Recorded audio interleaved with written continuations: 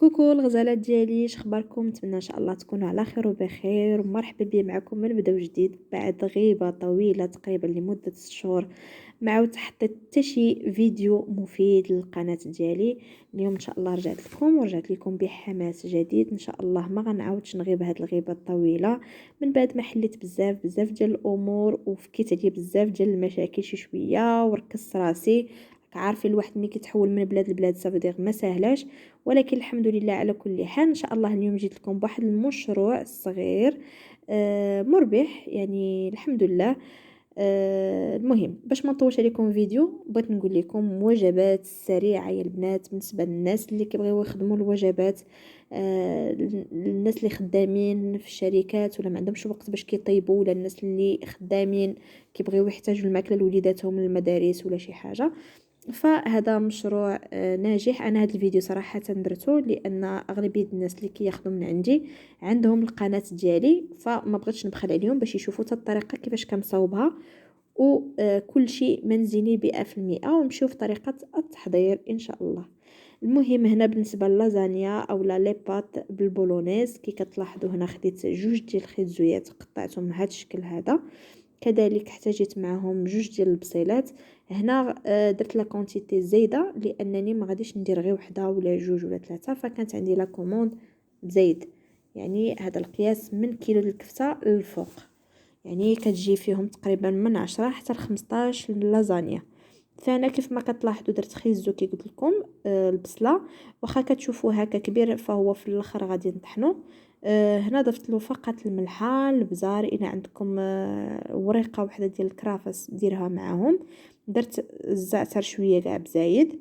كذلك درت لاصوص طوماط، درت تقريبا 4 كاس ديال العنبه ديال الزيت.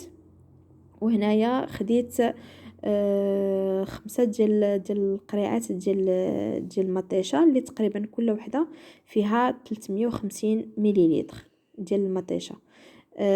هنا بصراحه كل وحده يعني كندير فيها تقريبا 4 كاس ديال الماء، بحال اللي كنشلها بهذاك 4 كاس ديال الماء، لان هذيك لاصوص الفوقانيه بها باش كنطيب اللازانيا وما كتجينيش قاصحه في الفران، لانني انا كنستغنى على سلق اللازانيا. فصافي هنا كيف ما لاحظتوا درت كلشي في الطنجره ديالي وغطيت عليها. من بعد ما درت لها العطريات ديالها كي قلت لكم هي الملحه والبزار والزعتر فقط، ولا عندكم ورقه ديال الكرافس وورقه سيدنا موسى. هنا خديت الكفته ديالي اللي درت لها هي الملحه، البزار، فلفله حمراء، شويه ديال العطريه مخلطه عندي ديال الكفته. هذه عطريه ديالي سر اللذة، يعني ديال العطريه ديالي سبيسيال. فصافي هنا استغنيت على الكمون كيف ما كتلاحظوا، ما درت فيها لا قزبر معدنوس لا حتى شي حاجه. هي كان فيها شي شويه حيت كانت عندي خديت لي بالعطريه وخديت لي بلا عطريه، وكانت ناقصه فيها هي الملحه ولا طبت التبزيره. فصافي خليتها هكاك جمعتها. هنا رجعت من بعد ما غلات مزيان داك الطنجره ديالي، صراحه خويتها في طنجره ما كبر لان كانت عندي لا كونتيتي زايد. خديت هذا الميكسور هذايا اليد العادي صافي، وبقيت كنطحنها هكا كي كتلاحظوا معايا مزيان، وكل شويه كنحرك باش نشوف باش نتاكد بان الخيزو وهذاك البصله حتى هي تطحنات مزيان معاها. وصافي بقيت بهذا الشكل هذا كنت كتلاحظوا معايا هكا، يعني صافي كتولي عندي لاصوص عاقده هكا كي كتلاحظوا. وهذه هي الطريقه الايطاليه 100%، يعني باش كتجيب هذيك اللذه ديالها وكتجي فيها واحد لوغو شويه سبيسيال، ماشي غير الحموضه ديال المطيشه والكفته فقط. فصافي هنايا من بعد ما ساليت الطحين ديالها، غادي ندوز لهذيك الكفته اللي انا ديجا دخلت فيها العطريه على الطريقه ديالي. هانتوما انا كي كتلاحظوا لاصوص يعني صافي خديت هذا اللي لهذا الشكل، يعني ما كاين لا طريفات صغار لا والو، يعني حتى ملي كتذوقوها ما كتبنوش هذاك اللذة ديال الخيزو ولا شي حاجه. المهم هنا كي كتلاحظوا قلت لكم خديت الكفته وهنايا بهذا الطراب هذا العادي ديال اليد كندير شويه بشويه الكفته وكنبقى نطربها هكا حتى كتفرتت باش ما كيبقاوليش كويرات كبار، من غير الا بعد خطات الكفته كتبقى لك شي وحيده ولا جوج هكا. المهم كي كتلاحظوا معايا بهذا الشكل هذه باش كتعطيهم نفس القوام نفس العبار نفس كل شيء. وتا لقيتو شي وحده كانت هكا كبيبره، يعني كتطربوه مزيان مزيان مزيان حتى كتعقد هذيك الكفته مع لاصوص.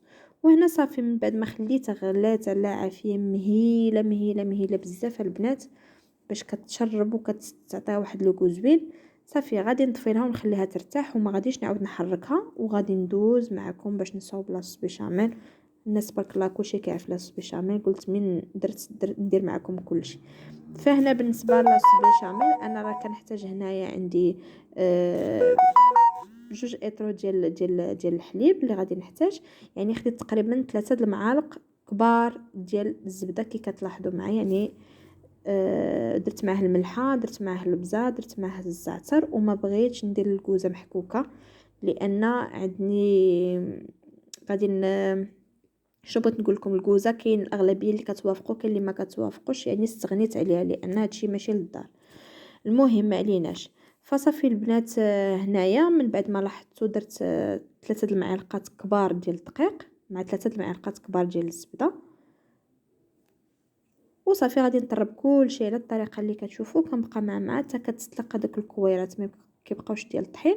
وغادي نبقى نضيف داك ايطرو ونص حتى 2 ايطرو ديال الحليب على حسب لا كونتيتي وعلى حسب بالضبط شنو بغيتو ديروا، واش غير لازان ولا لي بات في الفران.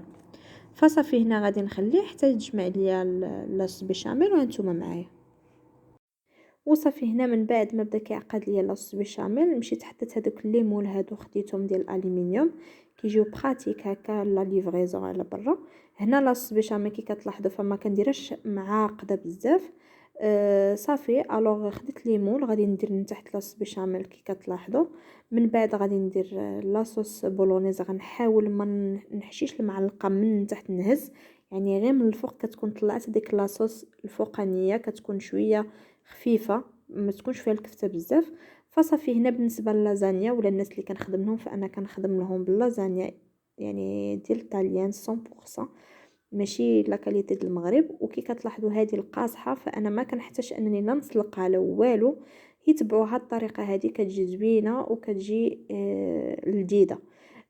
صافي البنات انا كي كتلاحظوا يعني درت هذاك الورقه ورقه ابخي. صافي غادي ندير لهم معلقات ديال لاصوص دراغو اولا ديال لا بولونيز كي كتشوفوا معايا على هذا الشكل هذا. المهم غندير كندير ضروري الفرomاج داخل. بالنسبه للطبقه الاولى كندير غير الفرomاج ساندويتش، الا بغيتو ديروا حتى موتزاريلا كنفضل انا نخليها في الطبقه الثانيه. المهم كي قلت لكم لاصوص كنديرها ومن بعد كنغطي عاوتاني بلاصوص عفوا بيشاميل.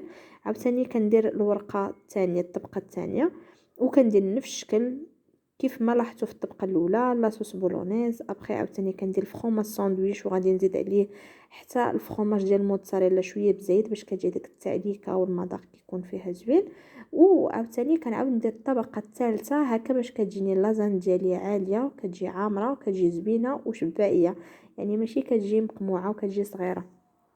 وصافي البنات هذه هي الطبقه الاخيره. يعني هنا غادي ندير لاصوص كيف الطبقه الاولى والثانيه نفس الشكل، وغادي ندير الفرomاج هاد المره غادي نخليه هو الاخر يعني تندير لاصوص بيشاميل. وهنا تحاولوا ما امكن هذوك الجوانب في كتكون عندكم لاباط تديروهم مزيان بلي صوص بيشاميل ولا صوص باش هكا كيكون الطياب كيدخل عامه في الجوانب كامله. وصافي هنايا لا كوموند ديال هاد النهار راها ساليتها. هاد لا كوموند هادي البنات غضحكوا عليا والله القسم الى 3 الصباح وانا باقا كنصاوب فيها. ما كانوش عندي هي هاد 6 اللي كتشوفوا فقط هادو اللي صورت معكم. فبقات لي لاصوص كانت عندي طلبيه اخرى اللي فيها لازانيا وكان عندي فيها حتى لي بات في الفران بلاصوص بولونيز. وهنايا صافي غادي نغلف هادو كيف ما كتلاحظوا معايا مزيان باش ما يدخلهمش الهواء.